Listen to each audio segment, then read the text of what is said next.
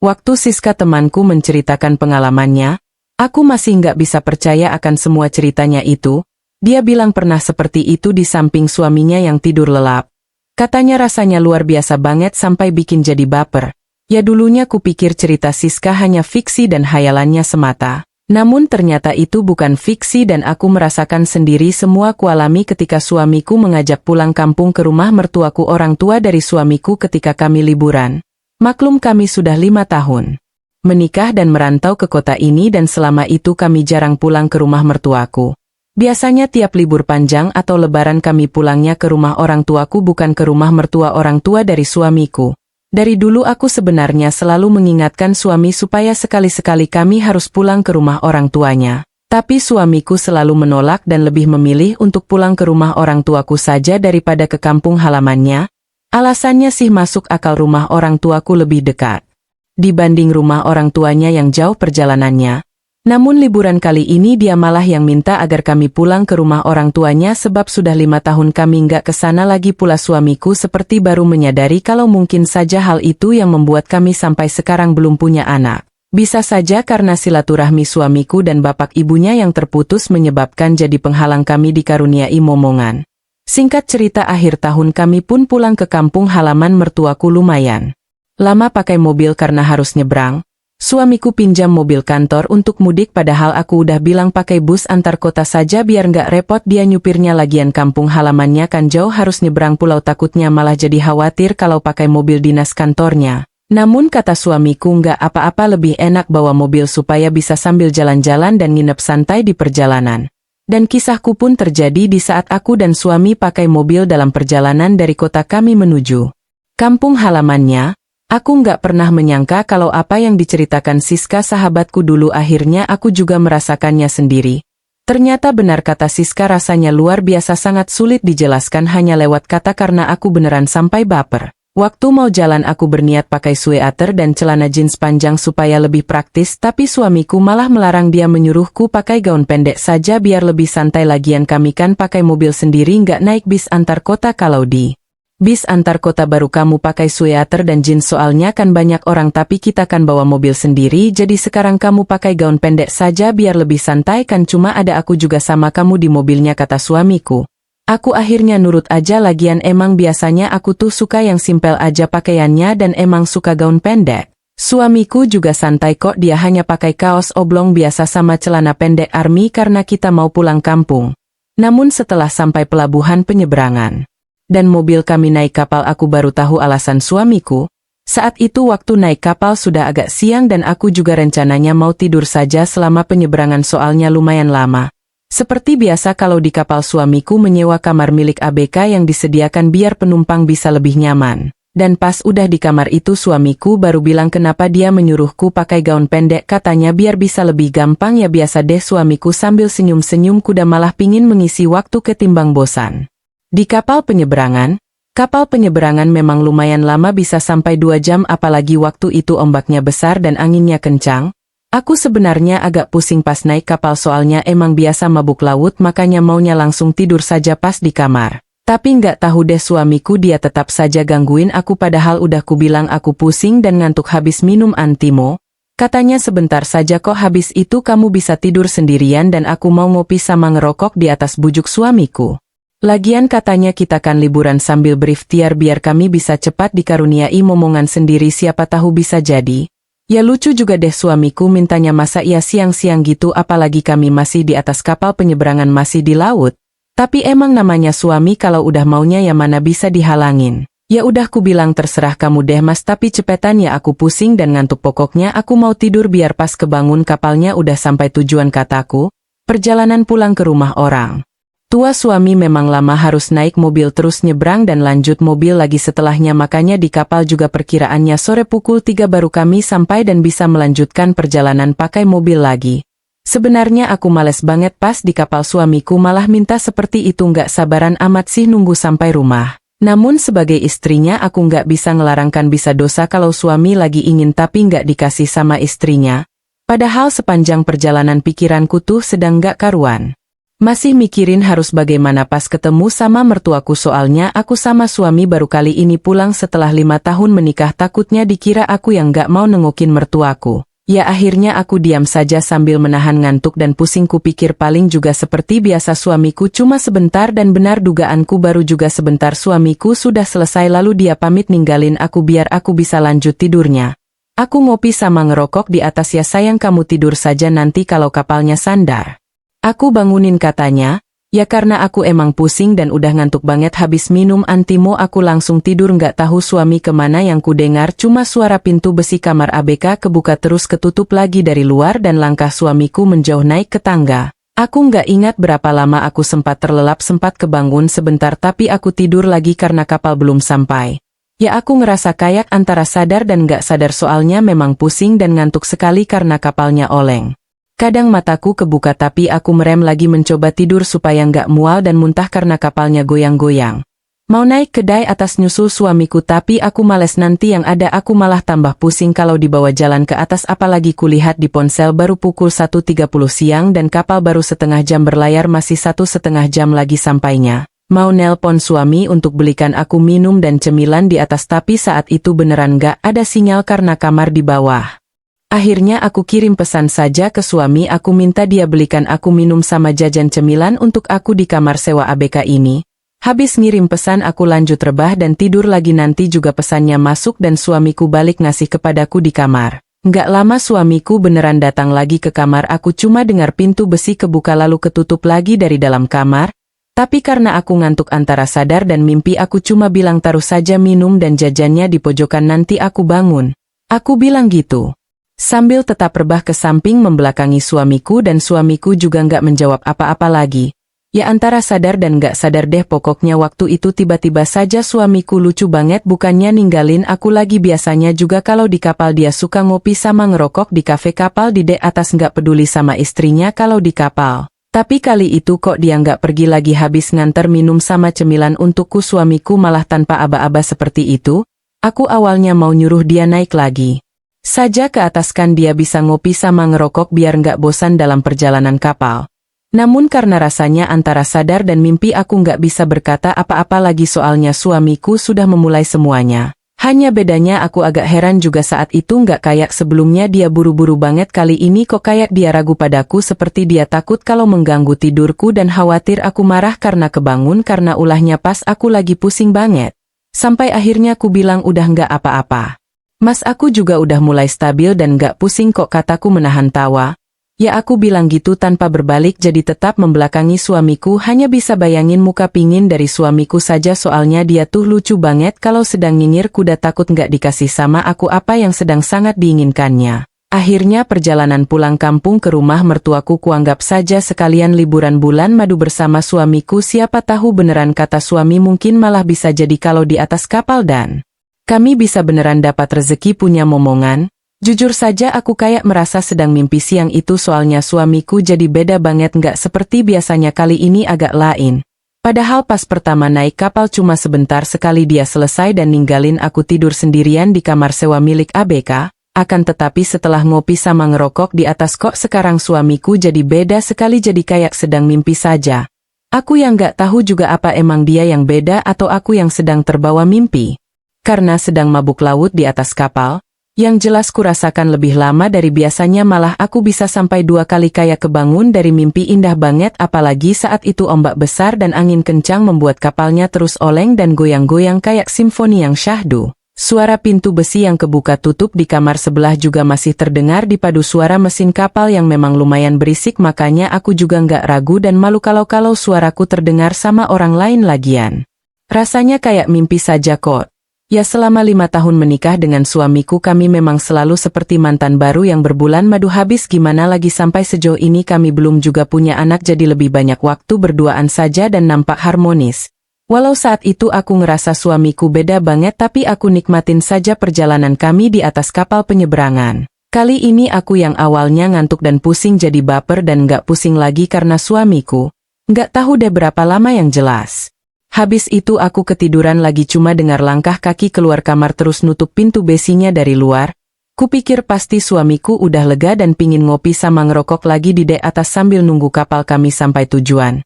Namanya juga naik kapal pas ombaknya gede dan anginnya kencang, kapalnya jadi mengayun bikin aku nyenyak tidurnya. Aku baru kebangun pas udah hampir jam 3 sore waktu kapal yang kami tumpangi udah mau bersandar di dermaga tujuan kami.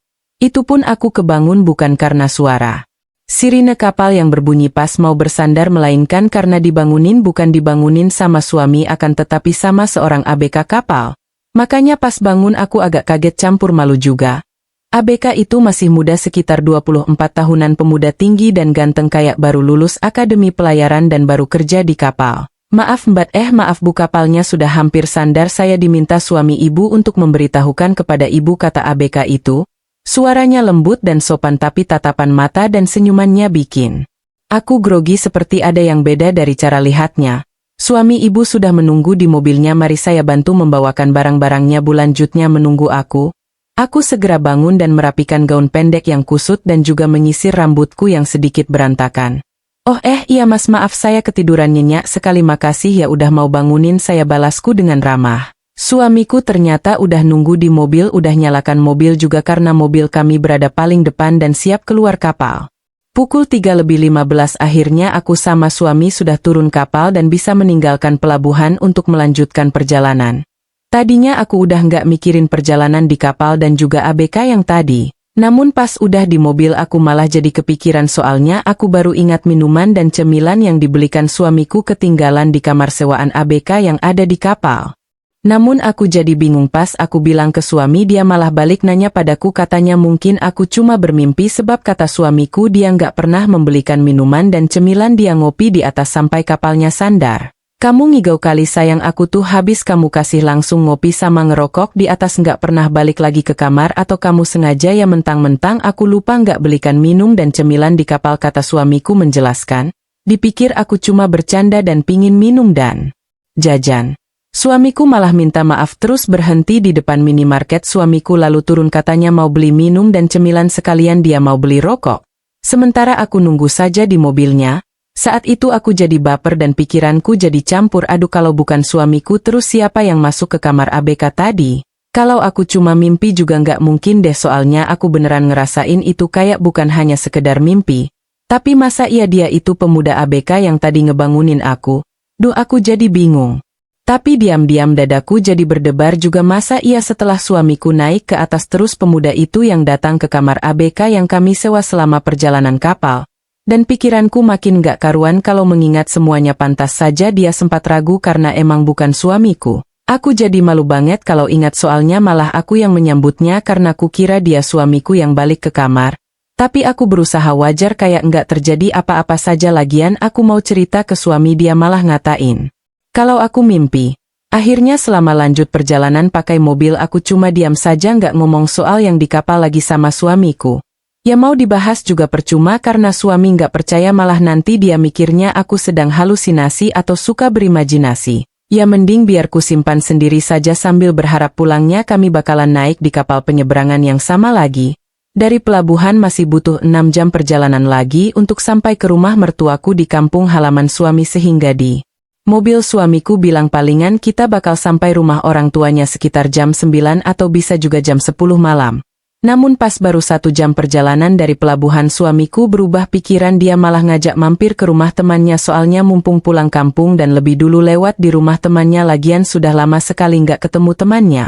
Aku juga kenal sama temannya itu sebab dulu pas kami menikah 5 tahun lalu temannya suamiku juga hadir di acaranya. Kamu ingatkan sayang si Joni itu loh, yang dulu datang pas resepsi pernikahan kita harus mampir ke rumahnya sekarang ya, mumpung lewat dan mumpung masih sore, dulu kan dia juga jauh-jauh datang untuk hadirin resepsi pernikahan kita, kata suami. Ku jawab, ya mas terserah kamu aja, tapi jangan lama-lama di rumah Bang Joni biar nggak kemalaman sampai rumah ibumu. Ku bilang sama suami lebih baik kabarin dulu Bang Joni kalau kita mau mampir, tapi kata suamiku biarin biar jadi kejutan. Jadi dari pertigaan besar suamiku langsung belok kanan menuju rumah temannya tanpa nelpon dan ngabarin ke Bang Joni lagi. Saat itu emang suamiku ngotot banget harus ke rumah temannya, soalnya waktu Bang Joni menikah kami nggak hadir, sehingga kali ini mumpung pulang kampung suamiku mau kami sekedar mampir untuk membalas kehadirannya. Nggak lama kami sudah sampai di rumah Bang Joni. Kulihat sudah jam 5 lebih dikit dan sore udah mulai sejuk di rumahnya. Pas kami datang temannya suamiku itu sedang berkumpul sama teman-teman lainnya di bagian depan teras rumahnya. Dia kaget tapi senang sekali lihat suamiku datang sore itu ya, sampai saling pelukan karena katanya kangen lama nggak jumpa. Kebetulan kau datang kawanku, ayo langsung saja kita rayakan, kata Bang Joni yang mengajak suamiku duduk di sana. Aku waktu itu mau bilang ke suami supaya nggak usah ikutan minum, tapi karena waktu itu aku lagi kebelet pipis jadi lupa kutanya. Maaf bang, saya mau numpang ke toilet boleh? Dan dia jawab, iya mbak, lurus saja terus belok kanan di belakang. Ya udah, aku langsung permisi numpang pipis, sementara suamiku ikut gabung sama temannya dan teman lainnya, ada 4 orang. Rumahnya Bang Joni lumayan rapi dan halamannya juga luas, ada banyak pohon rambutan dan pohon mangganya. Habis dari belakang aku kembali ke teras mau ikut duduk sama suamiku, tapi karena di sana lelaki semua aku jadi nggak enak. Baru juga mau kutanya istrinya Bang Joni di mana biar bisa ngobrol sama aku, tapi dia lebih dulu ngejelasin kalau istrinya Bang Joni baru pagi tadi berangkat keluar negeri karena ingin merantau jadi TKI ke negara Taiwan, makanya dari sore Bang Joni sama teman-temannya bisa bebas merayakan kepergian istrinya Bang Joni yang berangkat jadi TKI. Mbak duduk saja di dalam atau kalau mau istirahat juga boleh di kamar karena istri saya sudah berangkat tadi pagi, biar saya sama teman-teman menyambut dan merayakan kedatangan teman lama saya ini ya mbak, kata Bang Joni. Suamiku malah senang dan nyuruh aku istirahat aja dulu sebentar karena dia masih mau minum dan ngobrol sama temannya. Nggak apa-apa kan sayang, cuma sebentar kok, lagian kita kan pakai mobil sendiri, bisa jam berapa aja jalan ke rumah ibu, katanya. Ya akhirnya aku nurut aja, lagian aku juga capek di perjalanan jadi aku pamit aja sekalian mau mandi biar lebih segar. Biarin aja deh, sekali-sekali suamiku bisa bahagia kumpul lagi sama teman lamanya asal nggak kebanyakan minumnya saja. Aku akhirnya numpang mandi di rumah Bang Joni, tapi aku nggak ganti pakaian, tetap pakai gaun pendek yang kupakai dari rumah, soalnya saat itu tas pakaian ada di mobil suamiku, lagian kupikir paling cuma sebentar kami mampirnya di rumah ini. Pas aku selesai mandi juga udah jam 6 lewat, langit sudah berubah jingga dan mulai masuk petang. Aku duduk nunggu di dalam sementara suamiku masih ngobrol sama Bang Joni dan temannya di teras depan, kayak lagi seru sekali mereka ngobrolnya. Bang Joni sempat masuk terus nawarin aku apa mau dibuatkan teh atau kopi, soalnya istrinya nggak ada jadi dia yang buatin. Ya aku sempat kaget aja karena waktu itu aku lagi rebahan di sofa waktu Bang Joni masuk dan nawarin aku mau minum apa. Ku bilang nggak usah repot bang, lagian saya sama suami udah mau lanjut jalan ke rumah mertua, kataku sambil duduk. Namun Bang Joni hanya tersenyum, katanya santai saja kalian lanjut jalannya malaman saja mumpung kita ketemu, kan sudah lama sekali saya nggak ketemu mbak dan suami mbak, sahabat saya, lagian rumah mertua kan dekat dari sini, pokoknya nanti saja perginya setelah makan malam ya, sekarang saya buatin kopi deh biar nggak ngantuk, kata Bang Joni. Aku beneran nggak enak saat itu, Bang Joni ternyata baik banget sama aku. Akhirnya aku iakan saja dan membiarkan dia bikin kopi. Lagi pula ku dengar suamiku semakin larut dalam obrolan sama teman-temannya di teras depan, nggak peduli sama aku istrinya. Ya saat itu aku sempat nguping mereka nyebut-nyebut nama Mira istrinya Bang Joni dan sesekali mereka nyebut namaku juga. Ku dengar juga suamiku tertawa ngakak ketika nama Mira disebutkan dan temannya ada yang bilang, apa kamu masih ingat? Dari situ aku baru tahu kalau ternyata Mira itu pernah menjadi kekasih suamiku dulu, tapi dia malah berjodohnya sama Bang Joni. Jujur saat itu aku kecewa sama suami, pas kami nikah dulu dia ngakunya aku adalah wanita pertama dan cinta pertamanya, padahal ternyata sebelum merantau ke kota kami dan bertemu aku, suamiku pernah lama menjalin asmara dengan Mira di kota ini. Ya walau aku nangkapnya samar-samar obrolan mereka, tapi ceritanya sudah cukup jelas bagiku yang diam-diam ikut nguping. Ternyata dulu suamiku dan Mira hampir menikah, namun suamiku meninggalkan Mira karena harus bekerja dan pindah kota.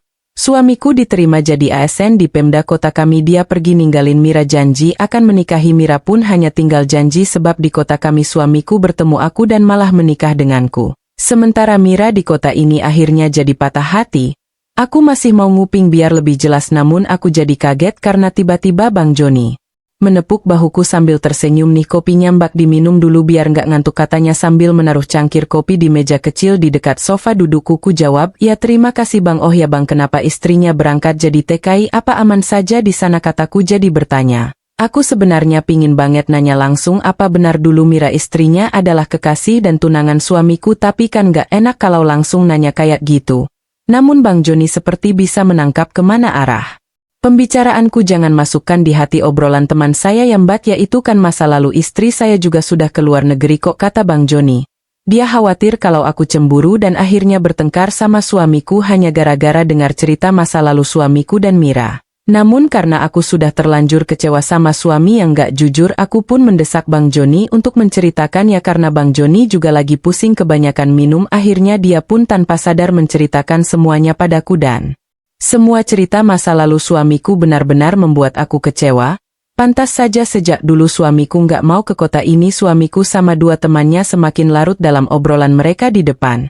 Sementara Bang Joni pun mulai bercerita sama diriku dulu saat aku sama suami menikah. Bang Joni jauh-jauh hadir, dia memberikan kado yang ternyata titipan Mira untuk suamiku. Lalu 3 bulan setelah kami menikah, Bang Joni pun menikahi Mira, mantan tunangan suamiku, sebab saat itu Mira sedang hamil. Tak ada yang tahu kalau anak yang ada dalam kandungan Mira adalah benih suamiku tunangan yang meninggalkannya, dan Bang Joni rela berkorban menikahi Mira demi menutup aib yang ditanggung Mira dan keluarga besar Mira.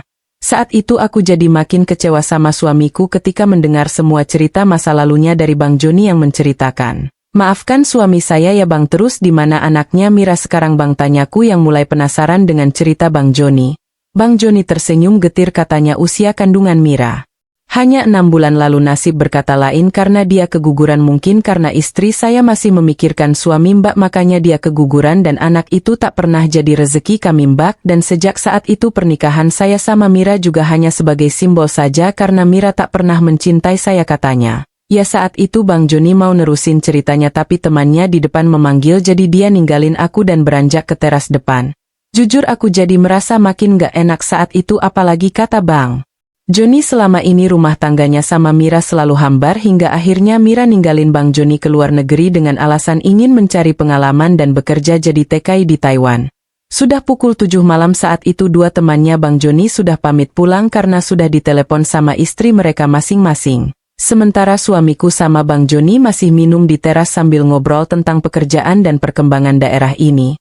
Karena hanya ada mereka berdua saja, aku pun menghampiri ke depan. Aku minta mereka berdua masuk saja ke dalam, kalian minum di dalam saja karena ini sudah malam loh. Saya minta izin juga ya Bang, biar saya yang masak. Untuk makan malam kamu juga Mas, sudah cukup deh minumnya, mandi sana terus habis makan malam kita lanjutkan perjalanan, kataku. Nada suaraku ku buat ketus karena aku kesal sama suamiku dan mereka kayak kompak nurutin aja semua perintahku. Aduh galak bener sih istriku. Iya deh kamu masak ya biar aku sama Joni lanjut minum di dalam, kata suamiku sambil berdiri, tapi kayaknya dia kebanyakan minum makanya hampir jatuh. Untung ada Bang Joni yang merangkul dan menuntunnya. Ya udah kalian ngobrol dulu di sini biar aku masak di dapur untuk makan malam. Permisi loh Bang, biar aku yang melayani, anggap saja aku sebagai pengganti istri Abang yang sudah pergi ke luar negeri, kataku lalu melangkah ke dapurnya. Oh iya deh Mbak, makasih loh, anggap saja rumah sendiri, balas Bang Joni, dan suamiku hanya terkekeh pelan karena udah puyeng. Di dapur aku masak ikan bawal tebal sama tumis kangkung, bahannya aku ambil saja di kulkas, pokoknya kayak rumah sendiri. Bang Joni sama suamiku lahap banget makannya, soalnya emang cepat lapar kalau udah minum sambil ngobrol kayak gitu. Singkat cerita, malam itu akhirnya sampai pukul 9 malam kami masih di rumah temannya suamiku, belum lanjut jalan lagi. Ibu mertuaku pun menelepon suamiku, dia menanyakan kami sudah sampai di mana, harusnya sudah sampai tapi kok belum. Suamiku pun menjawab kalau malam ini kami menginap di rumah temannya itu karena suamiku nggak bisa nyetir mobil sebab jarak yang harus kami tempuh masih 2 jam lagi, sementara suamiku sudah nggak kuat karena kebanyakan minumnya. Lagi pula Bang Joni juga menahan kami, dia khawatir kalau nanti kenapa-napa di jalan, soalnya dia juga yang ngajak suami minum. Dan malam itulah kisahku aku alami sama seperti ceritanya Siska, sahabat SMA ku dulu, tapi kini aku yang merasakan sendiri. Ya dulu juga aku nggak pernah percaya sama ceritanya Siska, katanya pernah seperti itu di samping suaminya yang tidur, katanya rasanya luar biasa dan sangat sulit dilukiskan dengan kata-kata. Namun aku emang nggak pernah percaya sama dia hingga malam itu aku jadi malu karena pernah menganggap Siska hanya berbohong dan suka berhalusinasi atau berfantasi saja. Perjalanan liburan panjang ke rumah mertuaku akhirnya beneran panjang, harusnya cuma 12 jam sudah sampai, tapi karena mampir di rumah temannya suamiku kami akhirnya baru sampai ke rumah mertuaku besok paginya. Ya malam itu pun rasanya jadi sangat lama sekali di rumah Bang Joni. Habis makan malam aku langsung masuk kamar saja. Bang Joni menyuruhku istirahat saja di kamarnya karena istrinya juga sudah pergi merantau jadi TKI keluar. Negeri di Taiwan? Mbak tidur saja duluan, anggap saja rumah sendiri, biar saya sama suami Mbak ngobrol dulu. Masih seru nih, kata Bang Joni padaku. Ya sayang, kamu istirahat saja biar besok bisa bangunin aku paginya dan kita lanjut jalan ke rumah ibuku, timpal suamiku. Ku jawab, iya deh, aku pamit duluan ya bang, tapi kalian jangan kemalaman begadang, takutnya suamiku bangun kesiangan besok. Aku kan gak enak sama mertua, ntar dikira aku gak mau diajak ke rumah orang tua dari suamiku, balasku dengan ramah. Pas aku masuk kamar udah pukul 10 malam, suamiku sama Bang Joni masih saja ngobrol sambil lanjut habisin minuman yang tadi. Gak tahu berapa lama aku sempat terlelap sebentar, soalnya masih agak pusing setelah naik kapal penyeberangan. Aku juga nggak lihat jam berapa, tapi pas bangun tengah malam aku sudah nggak mendengar suara obrolan mereka, padahal jarak kamar sama ruang tengah di rumah itu hanya beberapa meter, tapi suamiku sama Bang Joni sudah sepi. Tadinya juga masih ngobrol sambil ketawa. Ketawa mengenang masa lalu waktu mereka sama-sama masih SMA di sini. Karena nggak ada suara dan sepi sekali, aku akhirnya keluar kamar dan benar saja suamiku sama Bang Joni udah pada tidur. Suamiku kelihatan nyenyak banget ketiduran di sofa, sementara Bang Joni tuan rumahnya malah ketiduran di matras lantai. Aku terus ke sana dan membereskan gelas dan piring cemilan, juga sisa asbak yang berantakan kurapikan saja biar nyaman, soalnya aku tuh emang orangnya bersihan, gak bisa lihat kondisi rumah yang kotor dan berantakan. Jadi semua kurapikan kulihat saat itu sudah jam 1:30 dini hari. Aku jadi gak ngantuk lagi karena sempat ketiduran beberapa jam tadi. Saat itu aku mau bangunkan suamiku untuk menyuruhnya pindah ke kamar, soalnya aku agak penakut, nggak berani tidur sendirian, lagi pula ini kan rumah orang lain, aku ngerasa nggak bisa nyaman dan nyenyak tidurnya kalau hanya sendirian di kamar. Aku melangkah pelan ke arah sofa mau bangunin suamiku, tapi saat itulah aku jadi kaget. Bukan main karena Bang Joni, dia tiba-tiba saja menarik tanganku ketika aku melewatinya di matras lantai di dekat sofa di mana suamiku sedang tidur pulas. Bang Ih, kok belum tidur, ngagetin aku aja sih, kataku sambil menatapnya. Anehnya aku bicara sangat pelan, kayak takut juga takut kalau suamiku kebangun, padahal niat awalku emang mau bangunin suami. Bang Joni nggak menjawabku dengan kata-kata, dia cuma tersenyum penuh makna padaku lalu kembali menarik tanganku. Tak ada yang memaksa namun aku menurutinya. Jangan dibangunkan suaminya Mbak, kasihan dia capek, biarin istirahat, kata Bang Joni setelah aku duduk di matras dekatnya. Tapi bang, kataku, aku mau bilang kalau aku nggak bisa tidur sendirian di kamar orang, makanya mau nyuruh suami pindah. Hanya saja belum juga aku selesai bicara, Bang Joni sudah lebih dulu melarangku dan dia membungkamku tepat di bibirku, bukan dengan tangan, bukan dengan paksaan, tapi dengan sebuah kecupan tanda kasihnya pelan, lembut dan hangat. Aku sempat membeku, tak terbayang olehku apa yang kualami itu, namun hanya sebentar kemudian mulai membalasnya. Malam itu aku jadi ingat akan semua cerita Siska sahabatku yang dulu dan aku beneran malu karena nggak pernah percaya. Bang Joni pun melanjutkan ceritanya padaku kalau dia dan Mira istrinya selama ini selalu hambar menjalani rumah tangga semua karena Mira masih belum bisa melupakan suamiku, mantan kekasihnya dulu yang telah memetik kehormatan Mila. Istriku masih percaya kalau suatu saat dia dan suami Mbak bisa kembali bersatu karena katanya mereka pernah berjanji walau mereka sudah menikah dengan orang lain, tapi cinta suci dan hati hanya untuk mereka berdua, Mbak, bisik Bang Joni. Ya saat itu aku bingung mau bilang apa, antara aku kesal dan kecewa sama suamiku yang selama ini nggak jujur pada diriku, tapi pikiranku juga jadi campur aduk mengingat semua cerita Siska sahabatku itu. Sementara suamiku makin mendengkur, ya salahku juga malam itu sebab waktu makan malam aku yang bilang anggap saja aku ini pengganti istrinya yang keluar negeri, makanya Bang Joni nggak sungkan lagi untuk menceritakan semua keluh kesahnya padaku malam itu, sangat terbuka dan jujur. Aku sendiri sampai baper rasanya sebab di samping kami ada suamiku yang sedang pulas banget tidurnya sampai mendengkur. Bang, pelan saja ya ceritanya, aku takut suamiku kebangun, kan kata abang, kasihan kalau dia nggak dapat istirahat, kataku. Iya Mbak, kita pelan-pelan saja, yang penting Mbak bisa memahami dan menangkap semua cerita ini, balasnya.